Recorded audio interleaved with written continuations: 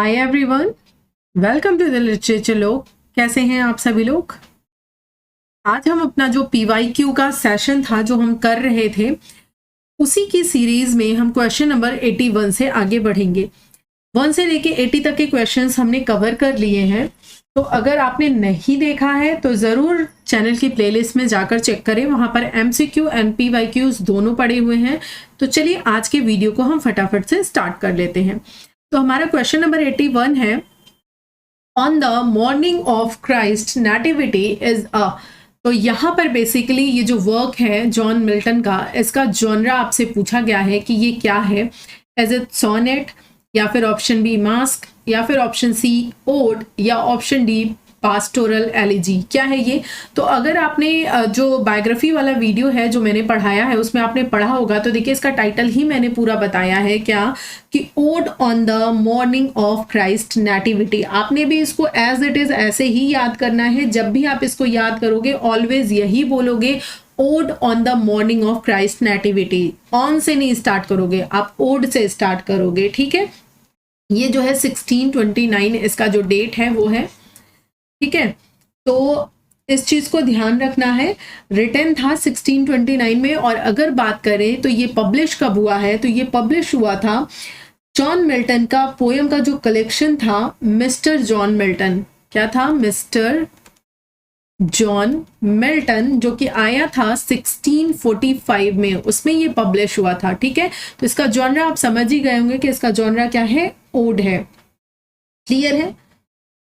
यहाँ पर इस पोएम में डिस्क्राइब किया गया है जो क्राइस्ट हैं उनके इनकारनेशन और उनके जो his overthrow of earthly and pagan powers की, पृथ्वी पर आने के बाद उनके क्या पैगन पावर्स थे, किस तरह से वो पृथ्वी पर आए थे, इन सारी चीजों को जो है वो शो किया गया है इस वर्क में। आगे बढ़ते हैं। देखिए क्वेश्चन नंबर 82 है, विच of the following is a work of Milton. इनमें से कौन सा मिल्टन का वर्क है? ऑप्शन ए है नोवम ऑर्गेनम, बी है डी डॉक्ट्रिना क्रिस्टीना, सी है एंडेमियन, एंड डी है प्रोथैल्मिया। क्या हो जाएगा इसका राइट आंसर? जी हाँ, बिल्कुल सही है आप। इसका राइट आंसर है डी डॉक्ट्रिना क्रिस्टीना। ये जो डी डॉक्ट्रिना क्रिस्टीना है ये वर्क है किसका? जॉन मिल्टन का। राइट, तो आगे बढ़े। अगला क्वेश्चन है, हु कॉल्स मिल्टन, कौन मिल्टन को कहता है God gifted organ voice of England. किसने कहा है? इज इट आर्नोल्ड, या फिर ग्रे, या फिर ऑप्शन नंबर सी वर्ड्सवर्थ, या ऑप्शन डी है टेनिसन। किसने कहा है God gifted organ voice of England?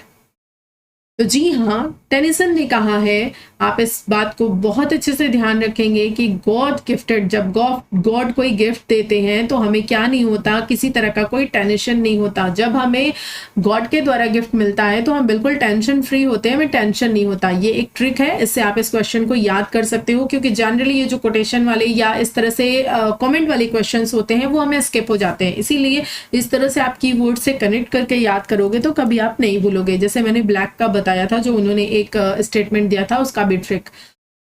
तो क्वेश्चन नंबर 84 है, one of the following work of Milton is a prose work. इनमें से कौन सा मिल्टन का प्रोज वर्क है ये बताना है आपको। ऑप्शन ए है लेसिडस, बी है पैराडाइज रीगेन, सी है पैराडाइज लॉस्ट, एंड डी है एरियोपैगेटिका।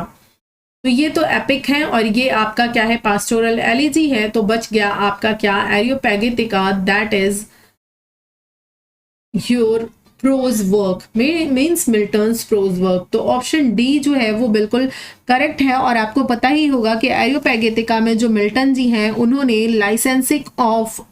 Liberty of unlicensed printing press के बारे में बात की थी। इट मीन्स यहाँ पर वो अपोज करते हैं जो लाइसेंसिंग और सेंसरशिप ऑफ प्रेस थी, उसको वो अपोज करते हैं, उस रूल को। आगे देखिए क्वेश्चन नंबर 85 है, मिल्टन्स पैराडाइज लॉस्ट। मिल्टन का जो पैराडाइज लॉस्ट है वो क्या है?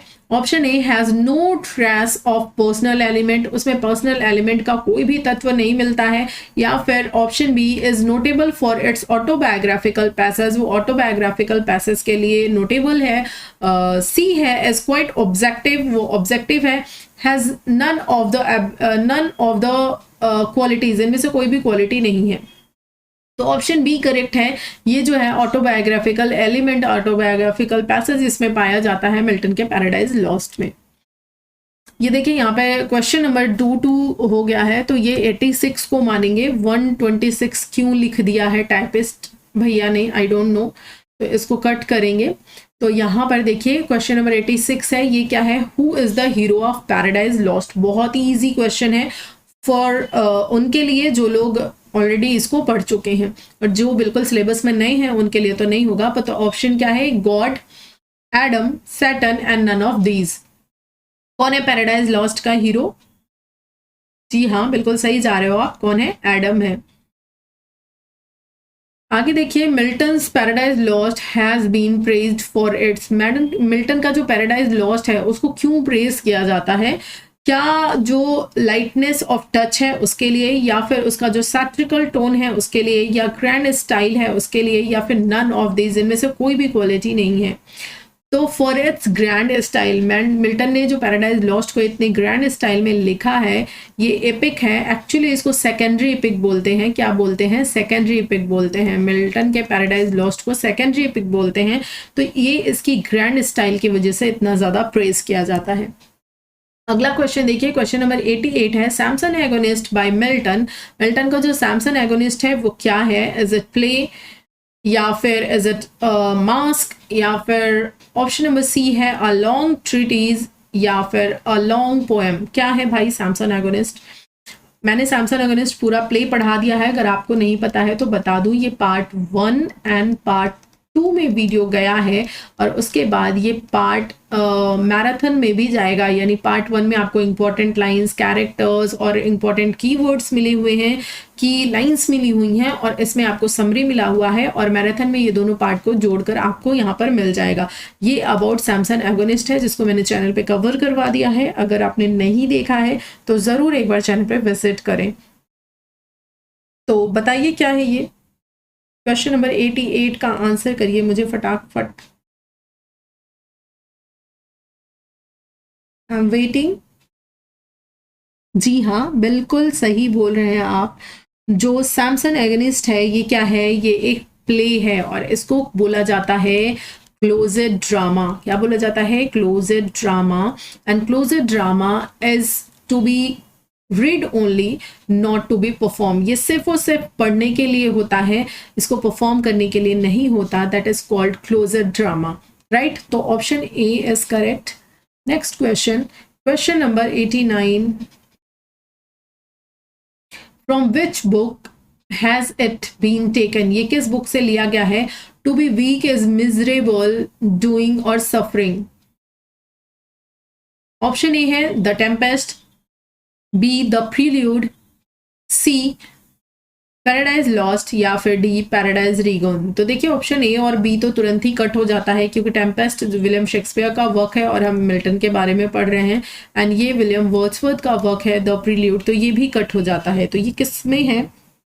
एक्चुअली इस लाइन का मतलब है कि कमज़ोर होना दुखदाई है या फिर कष्ट सहना। यहाँ पर ये क्वेश्चन है, यहाँ पर ये पूछा गया है। एक्चुअली ये लाइन जो है किसके द्वारा बोली गई है? ये बोली गई है सैटर्न के द्वारा, और सैटर्न ने बहुत ही काफ़ी इंस्पायरिंग, मोटिवेटिंग लाइंस बोली हैं। इनके लाइंस काफ़ी अच्छी हैं, इसी वजह से जो है ब्लेक जो है ऐसा बोलते हैं कि जो मिल्टन है वो अननोइंगली डेविल के पार्टी से थे।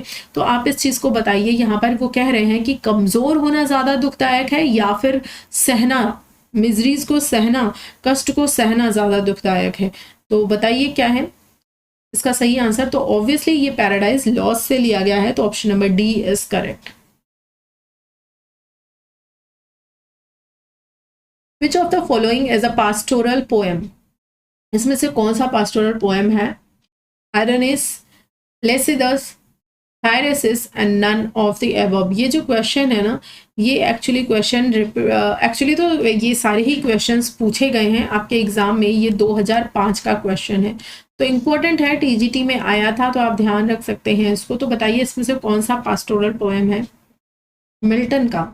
ये चीज़ ध्यान रखना है। क्या हो जाएगा इसका सही आंसर?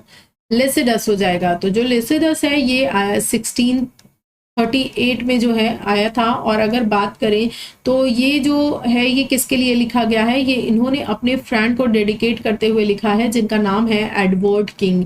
किसके लिए लिखा है मिल्टन ने, एडवर्ड किंग को डेडिकेट करते हुए।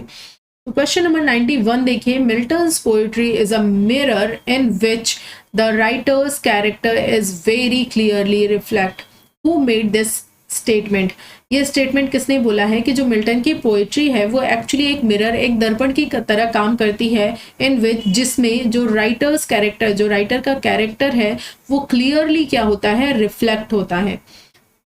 तो option A Ferrity, B Pattison, C Macmillan and D Bush. क्या है इसका राइट आंसर? अब यहाँ पे आप क्या कनेक्ट कर सकते हो, कीवर्ड क्या उठा सकते हो, mirror. Milton's poetry is a mirror, ठीक है, ये आप ध्यान रख सकते हो। किसने बोला है, मैकमिलन ने बोला है। तो ऑप्शन नंबर सी क्या है, करेक्ट है। क्वेश्चन नंबर 92, क्वेश्चन नंबर 92 क्या है, the period known as the age of Milton. Very first video में बहुत ही क्लियरली आपको डिस्क्राइब करके इस क्वेश्चन का आंसर बताया है जब मिल्टन का पहला वीडियो पढ़ाया है, पहला क्लास लिया है। तो ऑप्शन आप देख लीजिए, ऑप्शन है 1621 टू 1681, ऑप्शन बी है 1625 टू 1660 एंड ऑप्शन सी है 1620 टू 1665 एंड ऑप्शन डी है 1625 to 1655। What is the right answer? तो right answer is option number B 1625 to 1660।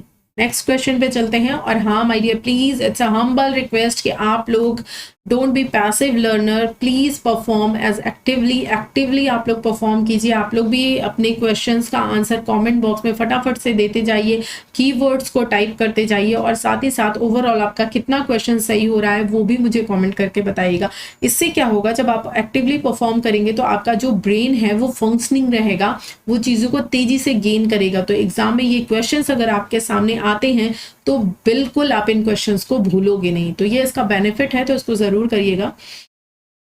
As of Milton has 3 kind of poets. 3 kind of poets जो हैं as of Milton में पाए जाते हैं। कौन कौन से हैं? ए है religious heroic Puritan, B group है मेटाफिजिकल कैवलियर प्यूरिटन, सी है metaphysical romantic dramatic and D है cavalier religious and classical.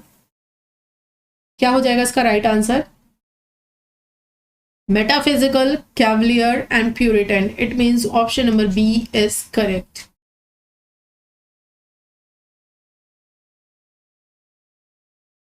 Question number 94 है, Paradise Lost was written by Milton in the dash praise of his life. Sorry, praise नहीं, phase of his life. किस phase में उन्होंने अपनी life के जो paradise lost है वो लिखा था? क्या वो मिडिल में, या फिर जब स्टूडेंट लाइफ में थे तब, या फिर लास्ट में, या फिर फर्स्ट में? बताइए कब उन्होंने लिखा था। तो अगर आपको डेट पता है तो डेफिनेटली आप आंसर कर लोगे।